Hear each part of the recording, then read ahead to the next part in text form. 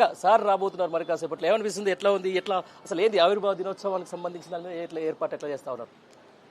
BRS party 26వ ఆవిర్భావ దినోత్సవ శుభాకాంక్షలు 4 కోట్ల మంది తెలంగాణ ప్రజలకు. కేసీఆర్ గారు ఇప్పుడు లాస్ట్ సంవత్సరం వరంగల్లో జరిగినటువంటి ఎలకతుర్తిలో జరిగినటువంటి ఏదైతే రజతోత్సవ సమావేశం ఏదైతే లక్షలాది మంది ప్రజల సమక్షంలో చేసినామో ఈ సంవత్సరం ఇది ఒక ముగింపు కార్యక్రమంగా ఈరోజు ప్రతినిధులతో కేసీఆర్ గారి అధ్యక్షతన తెలంగాణ భవన్లో సమావేశం ఏర్పాటు చేయడం కోసం పార్టీ పెద్ద ఎత్తున ఏర్పాట్లు చేసింది.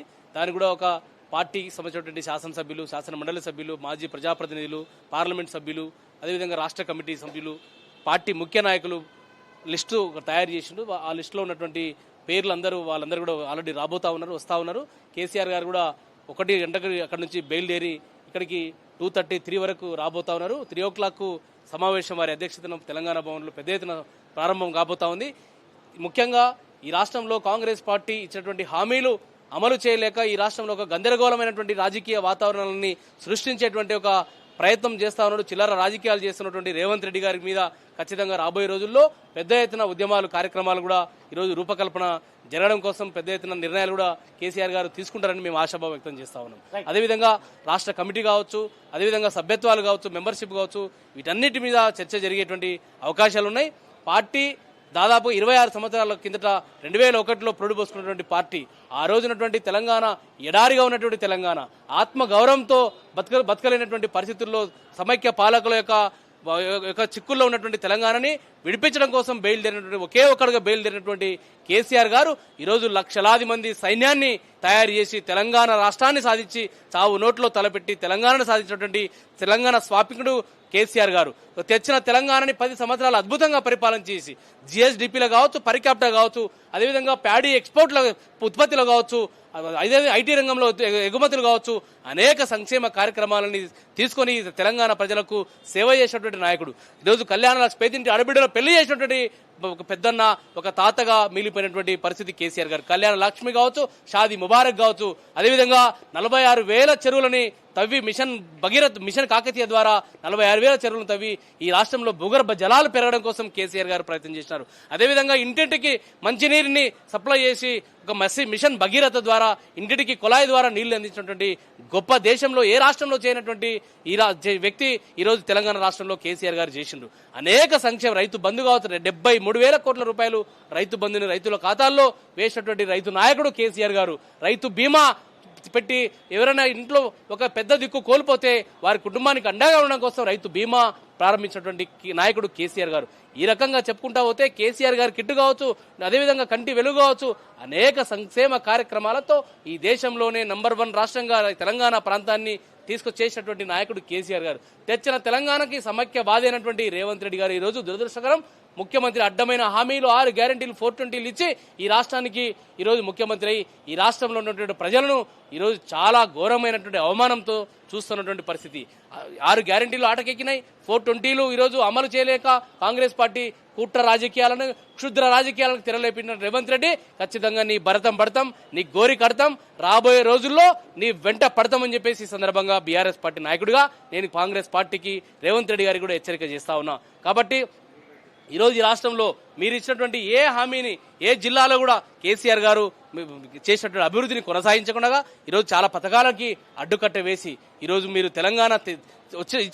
తెచ్చిన తెలంగాణని ఈరోజు ఛిద్రం చేసేటువంటి పరిస్థితి ఉంది. మీరు ఆ రోజు 2-3 మెడికల్ కాలేజీలు ఉండే ఈరోజు 32 మెడికల్ కాలేజీ, ప్రభుత్వ మెడికల్ కాలేజీ పెట్టినటువంటి నాయకుడు కేసీఆర్ గారు. అది కొత్త జిల్లాలు కావచ్చు, జిల్లా కలెక్టరేట్లు కావచ్చు, జిల్లా ఎస్పీలు కావచ్చు, ఈ రాష్ట్రంలో అనేక కాళేశ్వరం లాంటి ఒక మల్టీ స్టోరేజ్ ప్రాజెక్టును కట్టి ఈరోజు దేశంలోనే ఒక శరవేగంగా నిర్మాణం చేసి రైతాంగానికి అందించినటువంటి రైతు నాయకుడు కేసీఆర్ గారు. పాలమూరు ప్రజలు ఆ రోజు గతంలో వలసలకు పేరుగాంచినటువంటి పాలమూరు జిల్లా మైగ్రేషన్ ఉన్నటువంటి జిల్లాని రివర్స్ మైగ్రేషన్ తీసుకొచ్చి ఈరోజు పాలమూరుని పచ్చ చేసినటువంటి నాయకుడు కేసీఆర్ గారు.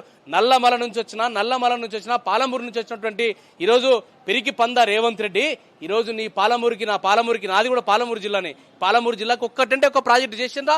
కేసీఆర్ గారు 90% పూర్తి చేసినటువంటి పాలమూరు రంగారెడ్డి ఎత్తిపోతల పథకాన్ని పూర్తి చేసేది కేసీఆర్ గారికి పేరు వస్తుందని చెప్పేసి ఒక అక్కసుతో కుట్రతో ఈరోజు పాలమూరు రంగారెడ్డి ప్రాజెక్టుని పడావు పెట్టినటువంటి ఒక పనికి మాలిన ముఖ్యమంత్రి ఈరోజు రేవంత్ రెడ్డి గారు అనే విషయంలో నేను చెప్పడంలో ఎలాంటి సందేహం లేదు, ఎలాంటి ఎనికిపోవాల్సిన అవసరం లేదు.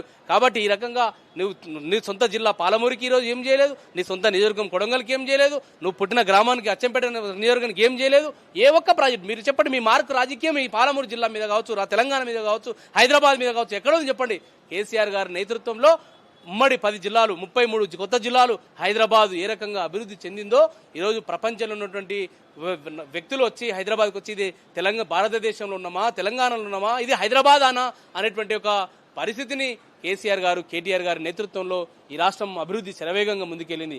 ఆ అభివృద్ధిని కుంటుపడేసి ఈరోజు ప్రజలను ఏమార్చున్నటువంటి రేవంత్ రెడ్డి గారి మీద ఖచ్చితంగా రాబోయే రోజుల్లో యుద్ధం చేస్తాం. కేసీఆర్ గారి నేతృత్వంలో కేటీఆర్ గారు పాదయాత్ర కూడా చేసేటువంటి అవకాశాలు ఉన్నాయి. కాబట్టి ఖచ్చితంగా ఈ రాష్ట్రంలో కాంగ్రెస్ పార్టీని గద్దె దించే వరకు, బీఆర్ఎస్ పార్టీని గెలిపించే వరకు ప్రజలు ఈరోజు కంకణం కట్టుకొని ఉన్నారు. రేవంత్ రెడ్డి పోవాలి, కేసీఆర్ రావాలి, కాంగ్రెస్ పోవాలి, బీఆర్ఎస్ పార్టీ రావాలని ఒక ఆలోచనతో ఈ రాష్ట్ర రైతాంగం కావచ్చు, నా మహిళలు కావచ్చు, నా వృద్ధులు కావచ్చు, సబ్బండ వర్గాలు ఈరోజు నా మహిళలకు 2500 ఇస్తామని చేసి చెప్పినటువంటి రేవంత్ రెడ్డి ఈరోజు ఎక్కడ పోయినావు? 200 పెన్షన్ ఉన్నటువంటి ఆసరా పెన్షన్ 2000 చేసిన నాయకుడు కేసీఆర్ గారు. నక్కకు నాగలోకానికి తేడా ఉంది. కేసీఆర్ గారికి నీకు పోల్చుకుంటా ఉంటే ఈరోజు మీరు హామీలు ఇచ్చారు, 4000 పెన్షన్ చేస్తా ఉన్నారు. ఏమైంది మీ పెన్షన్? ఏమైంది? మీరు ఇచ్చినటువంటి కళ్యాణ లక్ష్మి షాదీ ముబారక్తో తులం బంగారం ఏమైంది?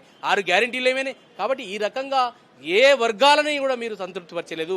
అన్ని వర్గాలని మోసం చేసినటువంటి మోసపూరిత ప్రభుత్వం ఈ ప్రభుత్వం, కాంగ్రెస్ ప్రభుత్వం. ఖచ్చితంగా ఈ ప్రభుత్వాన్ని గద్దె దించే వరకు కేసీఆర్ రావాలి, రేవంత్ రెడ్డి పోవాలి, కాంగ్రెస్ పోవాలి, బీఆర్ఎస్ పార్టీ రావాలనేటువంటి ఒక నినాదంతో ఈ రాష్ట్ర ప్రజలు ఈరోజు సిద్ధంగా ఉన్నారనే విషయం తెలియజేస్తా ఉన్నా. కాంగ్రెస్ పార్టీకి బొందబెట్టడం ఖాయం. ఇవన్నీ అంశాలని ఈరోజు మా పార్టీ చీఫ్ అయినటువంటి కేసీఆర్ గారి నేతృత్వంలో పెద్ద ఎత్తున చర్చ జరగబోతా ఉంది.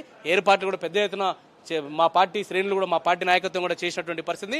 ఇప్పుడే మా పార్టీ వర్కింగ్ ప్రెసిడెంట్ కేటీఆర్ గారు పార్టీ జెండాని ఎగరవేసి ప్రొఫెసర్ జయశంకర్ గారి కూడా నివాళులర్పించి చేరడం జరిగింది. కాబట్టి కేసీఆర్ గారు ఇంకొక 1.5-2 గంటల్లో కార్యక్రమం కాబోతుంది. కాబట్టి చాలా వారి యొక్క స్పీచ్ కోసం, వారి యొక్క స్పందన కోసం తెలంగాణ సమాజం ఎదురు చూస్తూ ఉంది.